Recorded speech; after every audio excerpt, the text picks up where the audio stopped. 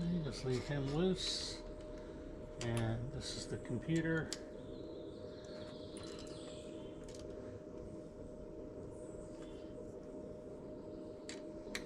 A few minutes later. Oh yeah.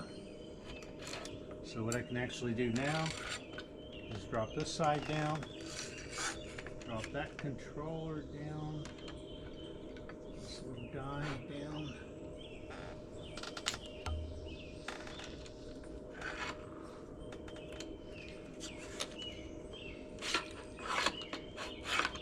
Slide him off.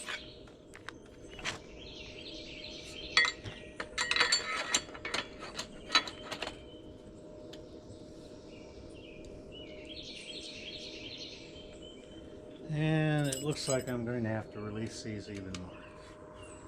Okay. And then on this side, okay, I'm turning these down a little bit snug. The other nice thing about this ball door setup with these Allen keys is you can kind of sense the torque a little bit more with the strength of the tightening level that you torque these guys down with. So it's not really a torque wrench, but kind of close. Gets there. A little longer than a few minutes later.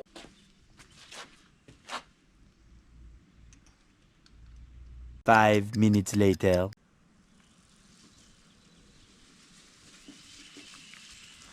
Alright, well I've just taken it for a little bit of a ride, and you can see that the where my hands fall and my seat sits, I'm a lot more upright in my back instead of being hunched over like this, which is a condition I kind of worry about a little bit. So that's it. There is a lot of geometry you have to be considerate of. Like here I've got a little problem with the wires getting tight if I turn one way or the other, and I'll work to reroute those wires and resolve.